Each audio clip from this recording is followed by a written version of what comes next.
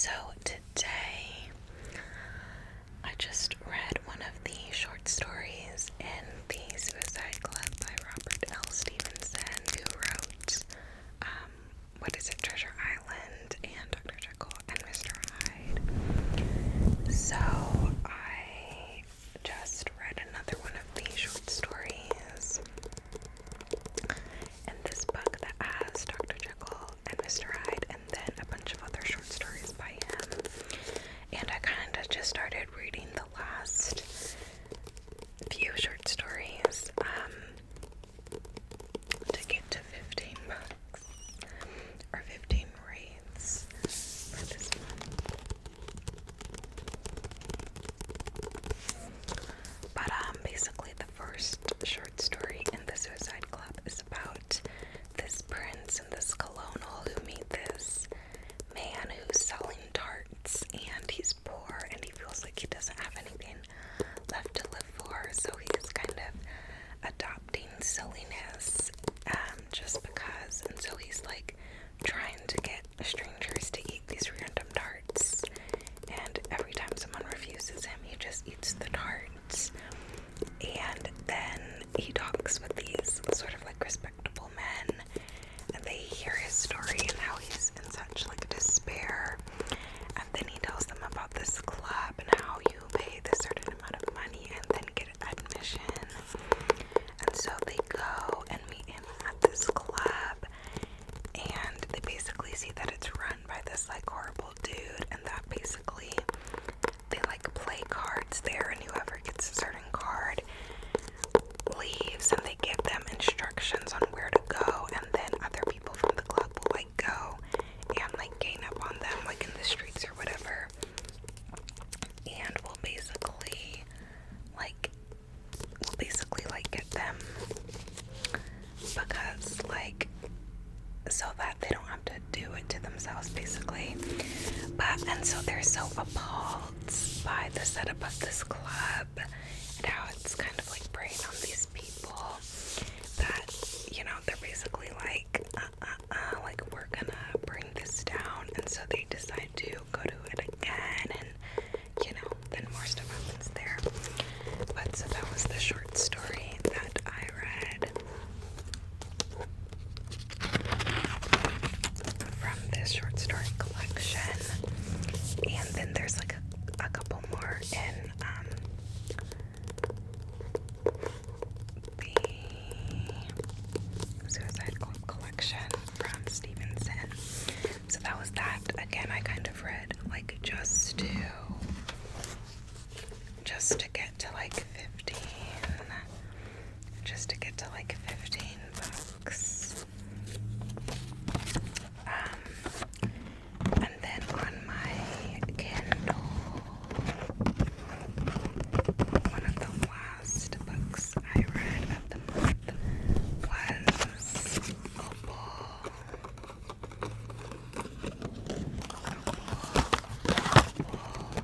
And it is a spin-off book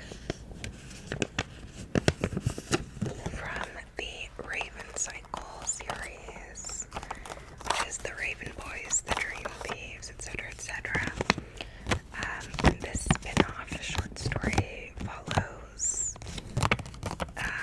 is it Rowan or Ronan? I think it's Rowan.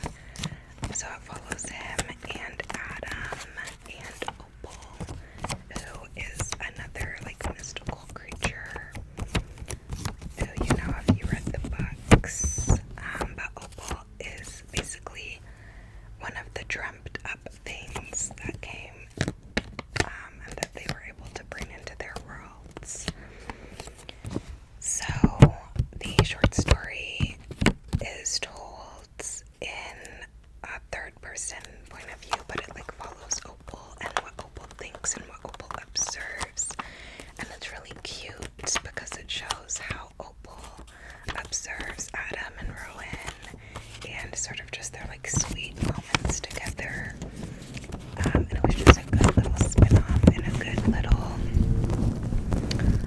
little continuation from where the original 4 books left off. And I enjoyed like being back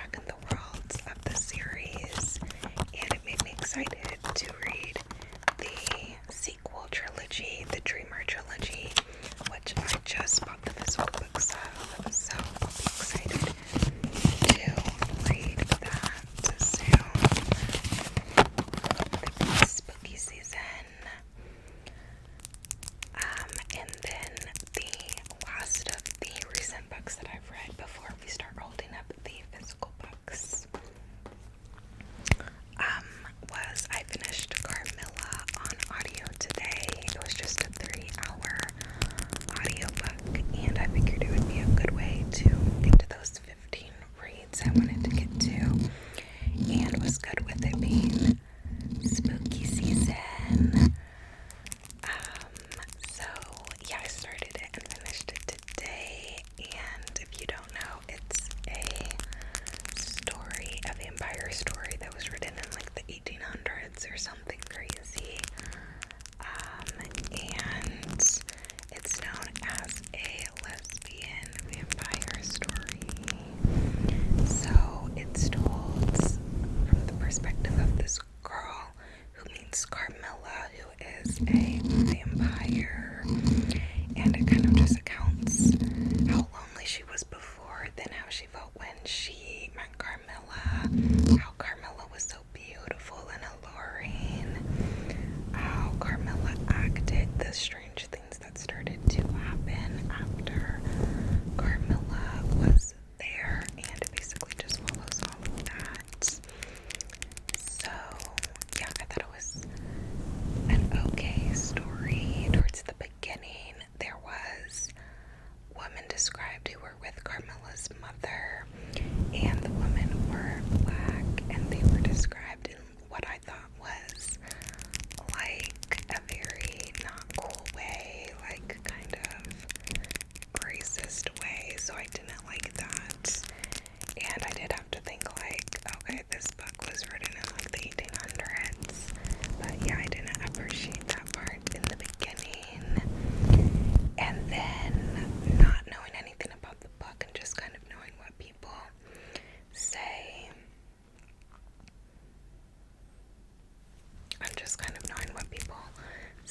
I feel like the lighting was a little bright, so I tried to lower it.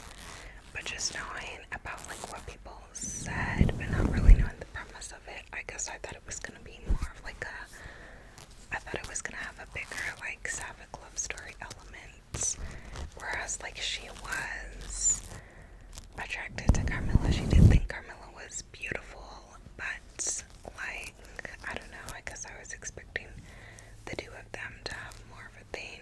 I don't know, I haven't read Dracula either, so maybe I have a different idea in my head of how the old vampire stories were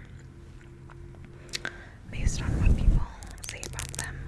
But yeah, I listened to that today and it was okay.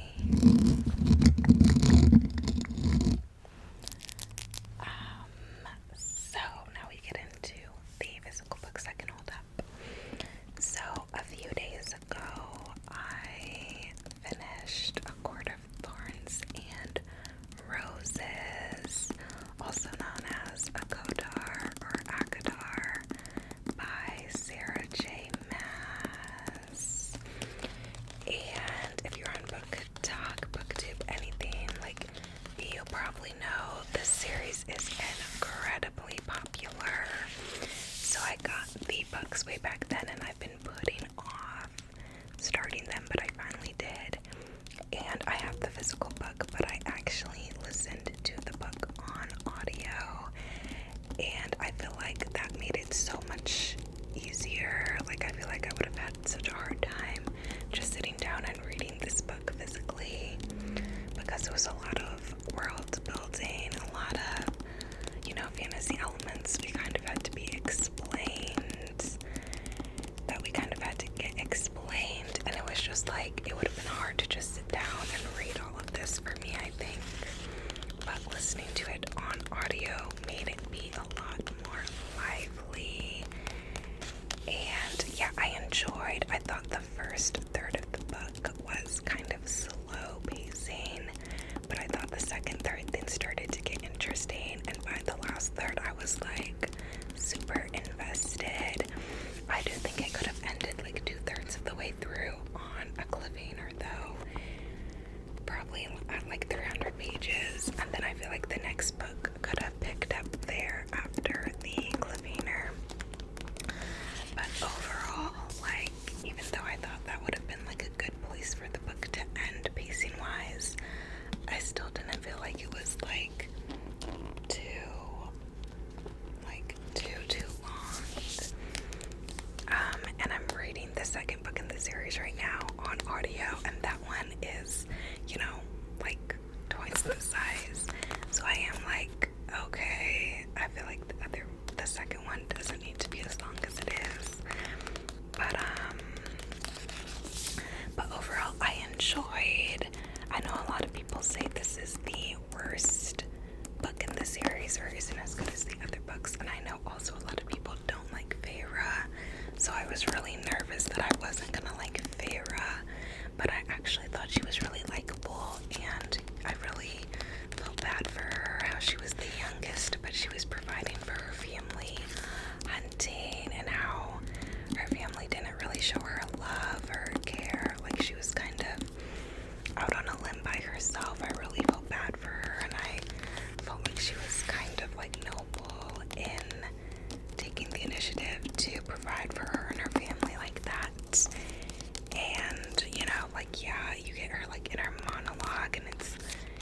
you know, repetitive and it has anxiety and whatnot, but I felt like that was relatable, you know, so I actually did really like Feyre in this book. So I was glad about that because that's something I was nervous about. And as I was reading it, I was like, okay, this is a good fantasy story, but it's not like life changing, you know, compared to like the hype the series gets. But I feel like again, the second and the last 2/3 of the book I felt like was really good. And I can definitely see where people say these hollow vows, these twisted bonds duology is kind of like a knockoff of this because there were very similar themes, and yeah, this probably would have been more groundbreaking for me if I had read it before that duology, because a lot of the betrayals and the reveals and whatnot, I was like, oh, this is very similar to these hollow vows, these twisted bonds duology. But yeah, it was good. They have the different fate courts, if you're not familiar with the book somehow. So they have the night courts and like the day court, that type of stuff, like in these hollow vows. But they also have the season court. So they have the spring court, which is where Tamlin, the main love interest of book 1, is the high fae of, and then they have the, you know, the summer court, the winter court, the fall court, you know, which I'm interested to see if we ever see the fall court in other books. I don't know. I don't think I've seen it yet. But in the second book, I have started to see the summer court, which is cool. But so there's all these different courts, and basically the general premise of the book, again, if you somehow don't know, is that the Feyland and like the human realm are like separated by this wall, and a treaty was signed years ago to prevent Fae from enslaving humans anymore. And one day Feyre is hunting to provide for her family because her father is crippled and her sisters don't hunt and her mother is dead. So she's hunting and she sees this large like wolf with glowing eyes, and she knows in her mind, she kind of knows that it's a fairy, but she's also like, oh, but it looks like a wolf, like who knows for certain, like, but she knows that it's a fairy, but she also hates fairy because like everyone in the human realm hate fairies except these like eccentrics who worship them and kind of like have a cult around them. But so she kills this wolf fairy, and then Tamlin comes to her door and is like, who killed the wolf? And says that she has to go back. She either has to die or go back to the Fae realm with him, with her life as payment for the fairy she killed. So that's like the initial general premise, and then when she's there, you know, Tamlin treats her very nice and is very sweet and yada yada yada. So then we get Tamlin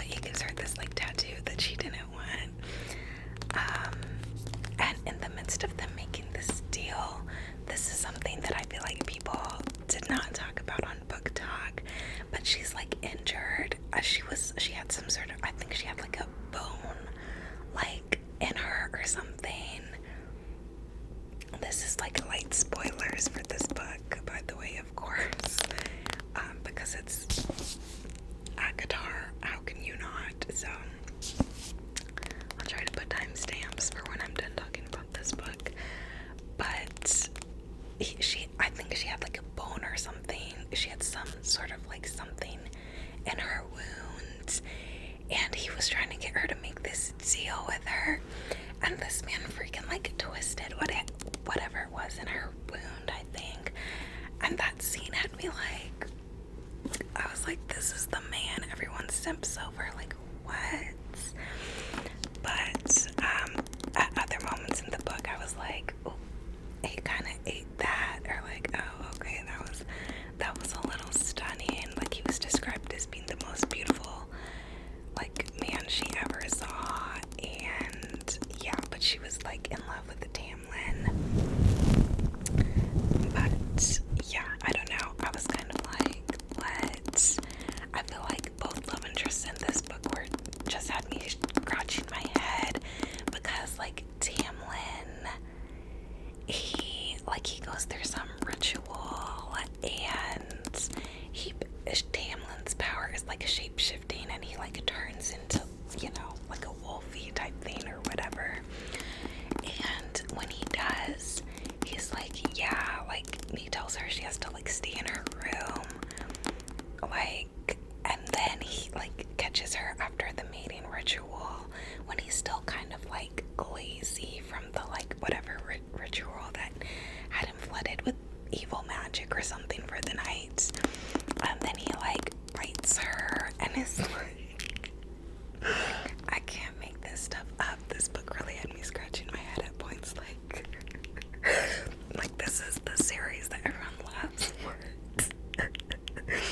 But he like bites her and like tells her like, yeah, you should have stayed in your room. I smelled your scent when you were out there, and like if I would have been able to find you, like nothing could have held me back. Like, it was just very weird, and I feel like Tamlin, I couldn't fully get behind Tamlin in this book, because like, yeah, it's in a fairy world and they're like supernatural creatures and whatever, but the whole idea of like consent was very foggy. Like, he basically told her like, yeah, if I had found you, then like there would be nothing you could have done that would have stopped me. And he basically told her it was like, it would have been her fault for her leaving her room. And I was just like, what? So yeah, I just could not get all the way behind Tamlin in this book. Like, he kind of gave me the ick at points, for sure. And then like in the beginning I was like, oh, it's sweet that he's like sparing her life, because, you know, he's choosing to bring her to the Fae world instead of killing her for her killing the wolf and whatever. But then later on I was like, oh, maybe that wasn't as sweet as I thought it was. So like, I don't know. And then Reese was being like a villain in this book. Like, at one point she's crying and he like licks her tears, which was like so gross. Like, this book was just like really had me scratching my head at points. I am not gonna lie to you. I'm so tired of freaking fruit flies.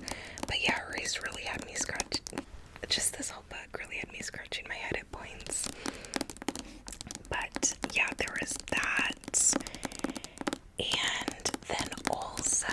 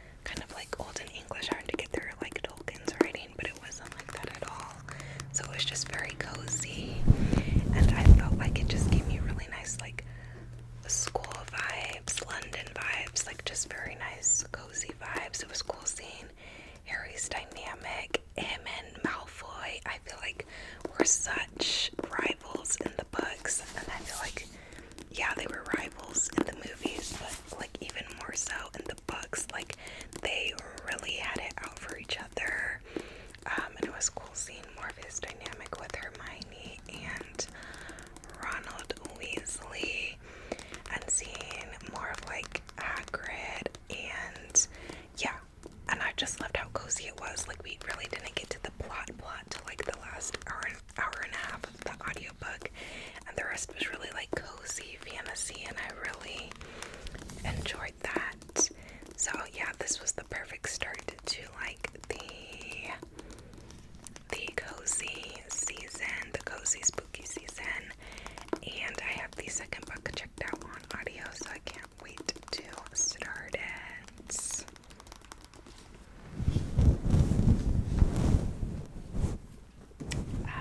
And then I read, a little before that, I read My Dear Henry, which I listened to on audio. And this was such a good, spooky, cozy read. Again, I was really in the mood for cozy, spooky books, and that's what I got with these next couple of books and that one. So My Dear Henry is a Dr. Jekyll and Mr. Hyde retelling or remix by Kaylin Byron. And it's a part of the Remixed Classics series, which are different books by different authors, which are retellings of classic stories, but through a diverse lens. So with BIPOC main characters, with queer main characters, etc. So in this book, Henry and the main character are like in love with each other. They meet at this school and they fall in love, but they're also black and they're also queer. And at the time, of course, both are looked down upon. They're constantly discriminated against in their school. Their ideas are tried to get passed off on to and plagiarized by their white counterparts. And being queer is seen as like a crime. And yeah, so a lot is going on for these two boys at this time. And Henry's father is like a scientist who's experimenting, and Henry decides that he's gonna be a part of this like Dr. Jekyll and Mr. Hyde experimentation because he thinks that how it is in the world right now, him and the main character can never be together because of society. Like society just won't let them.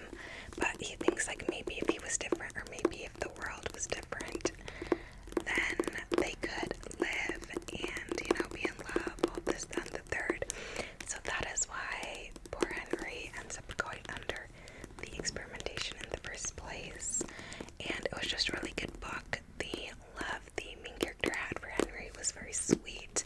It very much reminded me of The Son of Achilles, which is a Greek mythology retelling by Madeline Miller. It very much gave me those vibes. The way Patroclus kind of talked about Achilles in that retelling is very similar to how the main character talks about Henry in this retelling, and just seeing the way he loves him, just you really feel it's very relatable, very beautiful, very cozy, and I feel like the ending to this book was really good. I feel like it was just so good. I enjoyed it so much more than the original Dr. Jekyll and Mr. Hyde story. This was just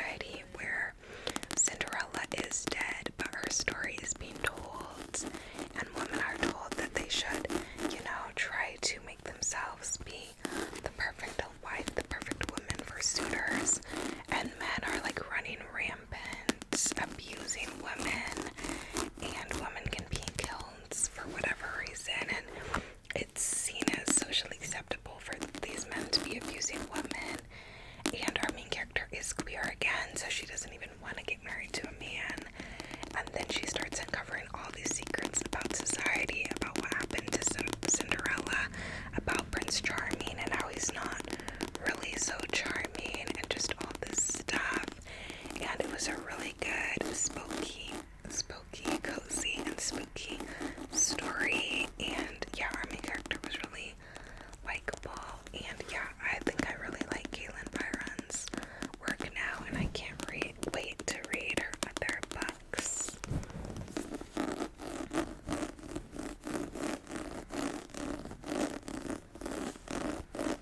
So yeah,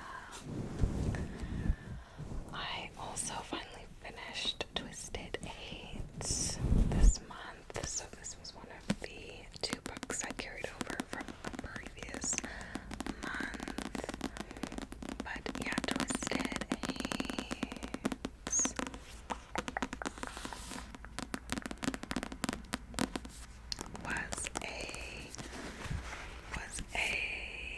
was the 3rd book in the Twisted series by Anna Hahn.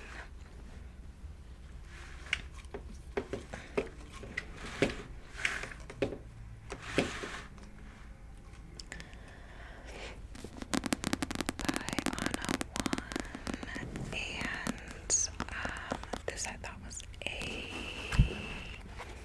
good book, but I was like half and half with it. Like, at first I was loving this book. I love enemies to lovers as a trope. Like, enemies to lovers book, sign me up, whatever it is. I really love that trope. So at first I was really loving it for that. The enemies to lovers was enemies to lovering. They're like enemies. She's best friends with his sister, but he's never liked her. He never thought she was a good influence, whatever. And she doesn't like him because she's heard the negative way that he's talked about her and sort of the condescending way he's thought of her. So she doesn't like him either. But they start to get to know each other, and they have this huge sexual chemistry. So they decide to be to enter an enemies with benefits relationship. So they do, and then the spice is off the rails. Yeah, they really like doing the thing together. So then we get into that, and there's a lot of spice. And yeah, and that all, I was like, enemies with benefits, cool. I was really enjoying. But there's also this big side story about like somebody from Jules's past is blackmailing her, and they want her to steal from Josh, and like this whole thing, and the whole like backstory about somebody from Jules's past I felt like was just so unnecessary and really served no purpose besides giving us a 3rd act breakup. And honestly, like, I really wish that whole storyline had just been left out of the book. Like, the book would have been so much better without it, in my opinion. And when I put this book down, like, I didn't really want to pick it back up, which was wild because Twisted Love I ate up in like a day, and Twisted Lies I also ate up in like a day, and Twisted Lies was longer than this book. So that was really kind of wild to me. But yeah, when I did pick it back up, like, I was enjoying it again, but I really didn't want to like pick it back up when I put it down because the storyline with her past was just like so unnecessary. Jules is from Ohio though, so I was like, Ohio represents. So that was cool. During their like 3rd act breakup storyline, Josh honestly disgusted me. Like, what he did and said was so hurtful, so cruel, so disgusting that it really put a damper on the rest of the book for me, because I was just like, that was so despicable. But yeah, so when I loved it, but when I didn't like it, I was like,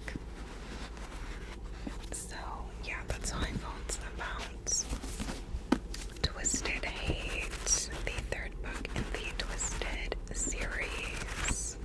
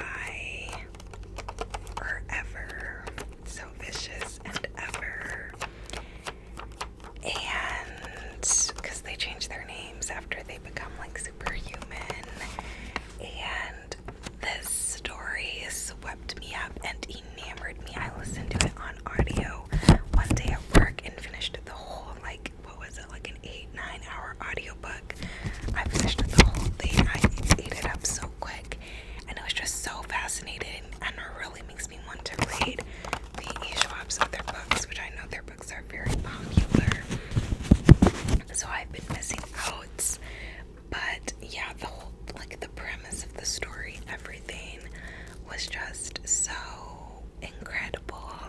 Like, Vicious has kind of there's always been something off about him. He liked to go to the library and ruin books. Like, he liked to like black out words until only some words are left on books. He just always liked destruction. There was just always something like off about him.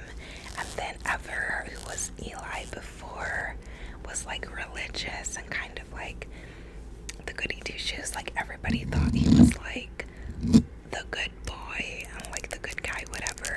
But Vicious could always tell that there was something like wrong or like off about him, and so Vicious liked him for that reason.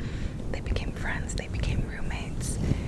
Eli, at the time, later Ever, decided to make his like thesis about like supernatural humans, whatever. Vicious, who was his name, Victor, at the time, decides he wanted in on it too. So then Eli finds out like how these superhumans became superhuman.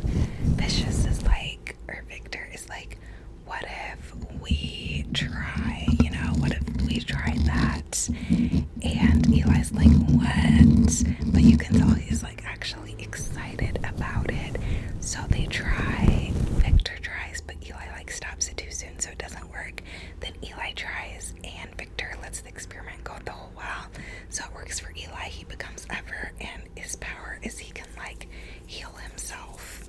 Then Victor tries again, and his power is he can take away pain and he can inflict pain. So in the midst of this, somebody dies, like a bystander dies, trying to come into contact with Victor, now Vicious, before he's learned how to control his power. So Eli, now Ever, like freaks out, calls the cops on this like special, like supernatural version of the cops on Vicious, and is like, yeah, like he murdered this person, like XYZ, LNOP. Then Vicious ends up getting put in jail, and so then the book takes place as like Vicious is now out of jail and hunting Ever, and Ever is hunting all other supernaturals because he's now come to the conclusion that supernaturals should not be in the world, and that he's different because his gift is healing, and so he's out to kill all other supernaturals before even knowing their power. He just wants to get them gone. So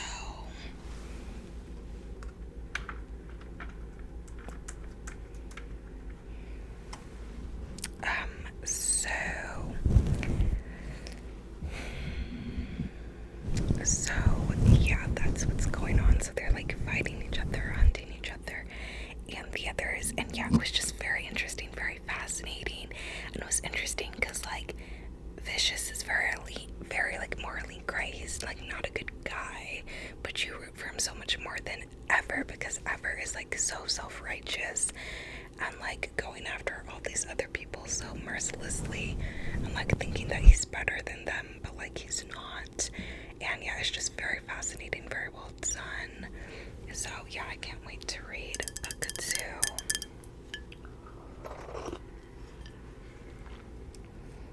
So that was Vicious. What other post-its do I have?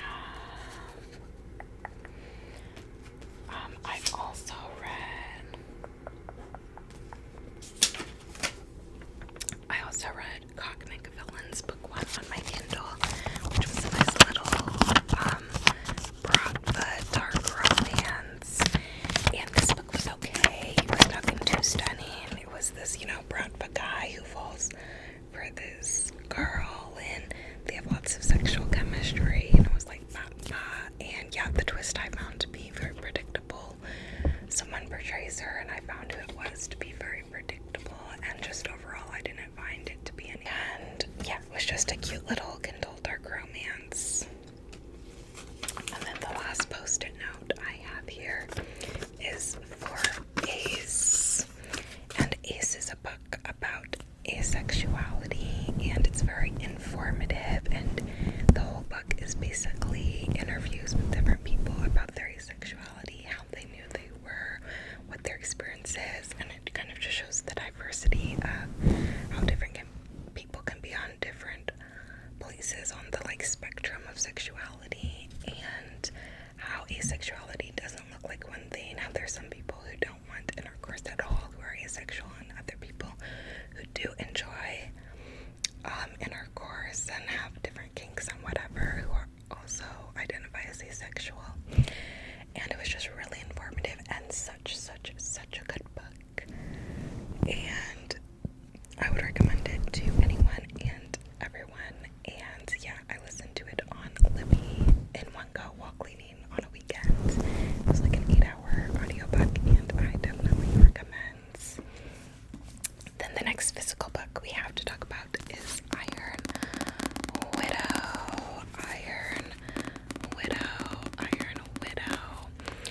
So I loved this book so freaking stinking much. I feel like this book showed feminine rage in such a stunning way, done so well. There's also a polyamorous bit in this book, which I enjoyed.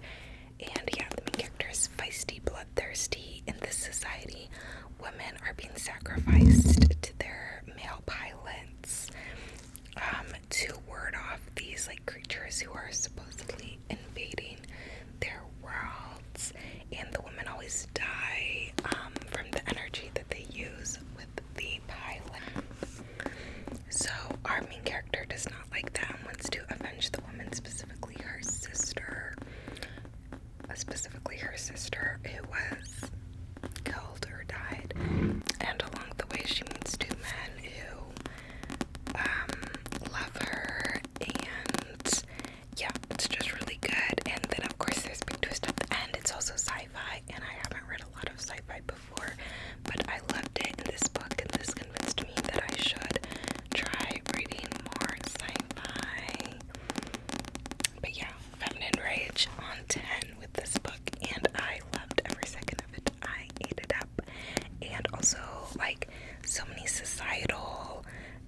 much societal commentary, so much deep looks into sort of just lies that are fed to women in different cultures or religions, etc., where we're told we have to be less than, we're only there to serve men, etc. And she very much has had those lies engraved in her from a young age in her culture and in her worlds. And yeah, it's just such a good book.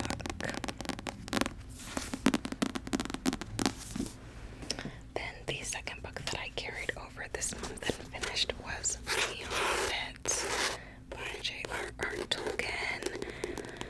This is a fun story. It kind of felt like a collection of stories to me at some point instead of one cohesive story, but it was really fun. It makes me want to rewatch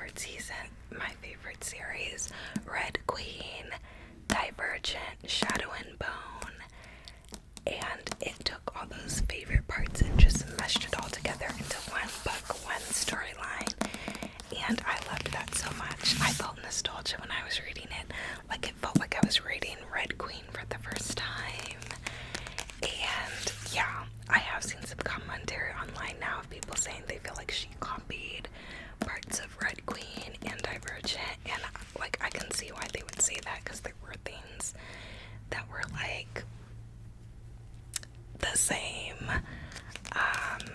But I really enjoyed this book, and I really enjoyed seeing my favorite parts of those books coming together into like one world, one storyline like this. The dragon's touch was different and was cool. Zayden is my mother freaking man. I'm in love with him. Him and his shadowy powers. I love shadowy men and books. The Darkling, the guy in the shadows between us, like you name it. I love a good shadowy superpowers. Male love interest, like yes. And I really like the main character in this book too. I know people keep describing her as weak, but I love that she basically was dealing with being physically weaker than others consistently, and basically said, you know what, that almost makes me most equipped out of all these people to go through this, because I deal with pain every day that these people don't. And I love that she accepted that and how strong she was with that. Dane can go somewhere, can get thrown somewhere, because he did not support our girl, and he kept trying to tear her down, say she couldn't do it. He had no faith in her, and like, no, he can go to the curb. Bye. He was very much giving Tamlin in ACOTAR. But Zayden, like, he pushed her to be the best, and he was so like moody, broody, hot and steamy, and I just loved Zayden so much. And yeah, I just like, this also gave like the cozy vibes of Harry Potter, because they're like at this like training school type thing, and they're fighting against each other like in Divergent, and yeah, it was just so good. So yeah, I really loved this book. I thought it was worth the hype, and it's probably going to be one of my best books of the year, and I do have a reading vlog dedicated to this and some of these other reads, which will be linked below. So yeah, guys, that is all about the 15 reads I read in September. I hope you could enjoy this video. Let me know what your favorite reads were from last month, or what you think of these books in the comments down below. If you made it to the end of this lengthy video, put a star emoji in the comments